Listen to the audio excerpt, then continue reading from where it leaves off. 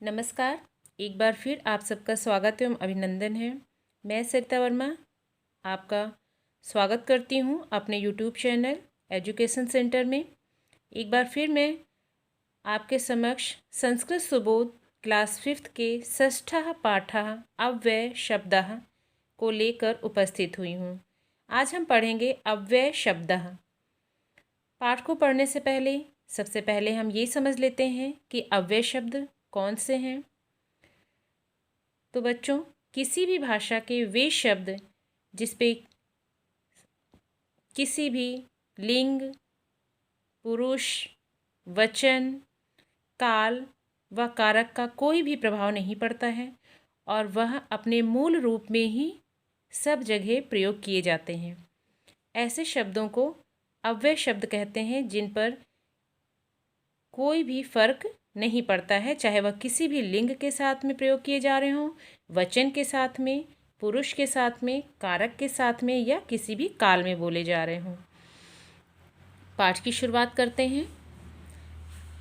इस पाठ में दो बच्चों की आपस की बातचीत को दर्शाया गया है और बातचीत के मध्य में अव्यय शब्दों का प्रयोग हुआ है। अव्यय शब्द पाठ में नीले रंग से दर्शाए गए हैं, जो हमें पढ़ते समय दिखेंगे। आइए पढ़ते हैं। रमा, भो विजय, सुरेशः कुत्र अस्ति। रमा जो है वो विजय से पूछती है। दो बच्चे आमने सामने खड़े हैं। जो लड़का है उसका नाम है विजय, जो लड़की है उसका नाम है रमा। दोनों आपस में बात कर रहे हैं। रमा पूछती है, अरे विजय, सुरेशः कुत्र अस्ति। सुरेश कहाँ है। विजयः सम्प्रति स विद्यालये अस्ति। यहाँ पर ये कुत्र सर्व अव्यय शब्द है। विजय की लाइन में सम्प्रति अव्यय शब्द है। सम्प्रति स विद्यालये अस्ति, इस समय वह विद्यालय में है। रमा, सः कदा विद्यालयं गच्छति। वह कब विद्यालय गया। विजयः सः प्रातः काले विद्यालयं गच्छति। वह प्रातः काल ही विद्यालय चला गया। रमा, किम सः ध्यानेन पठति। क्या वह ध्यान से पढ़ता है। विजयः आम तत्र सः सदा ध्यानेन पठति। आम माने हाँ, तत्र यानी कि वहाँ, सह सदा ध्यानेन पठति, हाँ वह वहाँ पर सदा ध्यान से पढ़ता है। रमा, किम तत्र सह संस्कृतम अपि पठति। क्या वह वहाँ पर संस्कृत भी पढ़ता है। विजयः आम सह संस्कृतम अपि पठति। हाँ वह संस्कृत भी पढ़ता है। रमा, सः कति वादने गृहम् आगच्छति। वह कितनी समय घर आ जाता है। विजयः सः सायंकाले 5 वादने गृहम् आगच्छति। वह शाम के समय 5 बजे घर पर आ जाता है। अब इस पाठ के शब्दार्थ देखते हैं। दोनों की बातचीत में, रमा और विजय की बातचीत में जिन सर्वनाम शब्दों का प्रयोग हुआ है, जिन अव्यय शब्दों का प्रयोग हुआ है, उन्हें हम गोले में घेर लेते हैं।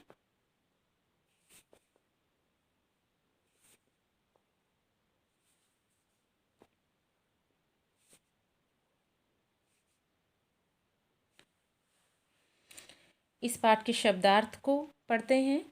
कुत्र यानी कहाँ, संप्रति यानी इस समय, कदा कब, प्रातः सुबह, किम यानी क्या, सदा हमेशा, अपि मतलब भी। पाठ के अभ्यास प्रश्नों को देखते हैं।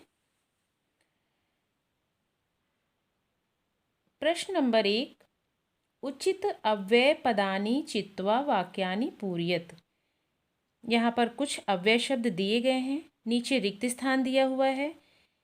यहाँ से अव्यय शब्द को चुनकर, उचित अव्यय शब्द को चुनकर नीचे के रिक्त स्थानों को हमें पूरा करना है। सह वादने गृहम् आगच्छति। वह वादने समय घर पे आ जाता है। यहाँ पे भरेंगे कति, मतलब वह किस समय घर आता है। ख है सदा सह ध्यानेन पठति। सह ध्यानेन पठति। सह सदा ध्यानेन पठति। यहाँ पर भरा जाएगा सदा। सह संस्कृतम अपि पठति। संस्कृतम अपि पठति। यहाँ पर अपि भरेंगे। सह विद्यालय अस्ति। संप्रति यानी इस समय वह विद्यालय में है। सह विद्यालय अस्ति। अगला प्रश्न समझते हैं। यथोचितम मेलयत। जो अव्यय शब्द दिए गए हैं उनका एक तरफ अव्यय शब्द दिए गए हैं और दूसरी तरफ उनके अर्थ दिए गए हैं और इनको उलट पुलट कर दिया गया है। हमें क्या करना है कि उनको उनके सही अर्थ के साथ में जोड़ना है। एकदा एक बार, सदा हमेशा, कदा कब, संप्रति इस समय, कुत्र कहाँ। इस प्रकार हम अगले प्रश्न की तरफ बढ़ते हैं। प्रश्न नंबर 3, प्रश्नानाम उत्तराणि लिखत। कुछ प्रश्न दिए गए हैं। इन प्रश्नों के उत्तर पाठ से खोजकर हमें लिखना है। प्रातः काले सुरेशः कुत्र गच्छति। प्रातः काल सुरेश कहाँ जाता है।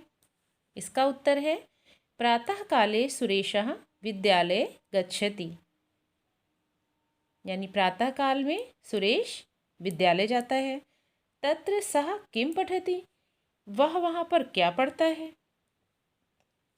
तत्र सः सर्व विषयम पठति। वहाँ पर वह सभी विषय पढ़ता है। सुरेशः कति वादने गृहम् आगच्छति। सुरेश कितनी समय घर में आ जाता है। उत्तर सुरेशः सायंकाले 5 वादने गृहम् आगच्छति। सुरेश शाम को 5 बजे घर आ जाता है। सः संस्कृत कक्षायां मित्रैः सह किं वदति। वह संस्कृत की कक्षा में मित्रों के साथ क्या बोलता है।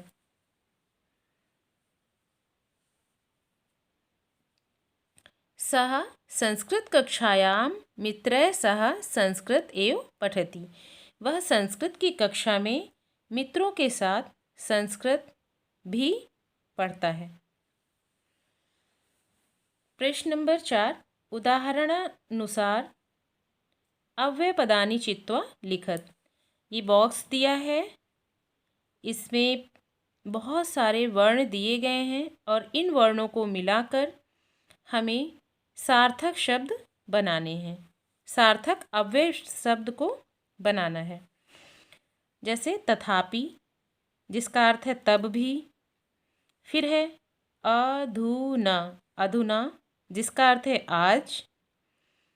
इसके बाद सदा, ऐसे बनाएंगे हम 3 शब्दों को जोड़कर। अधुना, अधुना का अर्थ है आज। फिर स और दा जोड़कर बनेगा सदा। सदा का अर्थ है हमेशा। फिर बनेगा सर्वत्र,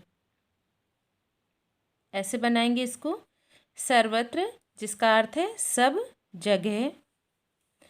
फिर आता है एकदा।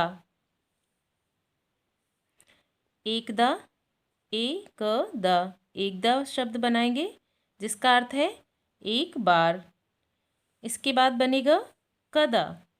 क और दा, कदा। कदा का अर्थ है अब, कब। ऐसे ही ए और व मिला के होगा एव। एव का अर्थ है ही। और फिर तत्र, तत्र का अर्थ है वहाँ।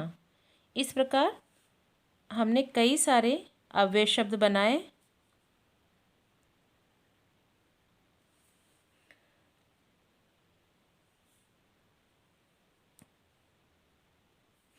इस प्रकार यह पाठ यहाँ पर समाप्त होता है।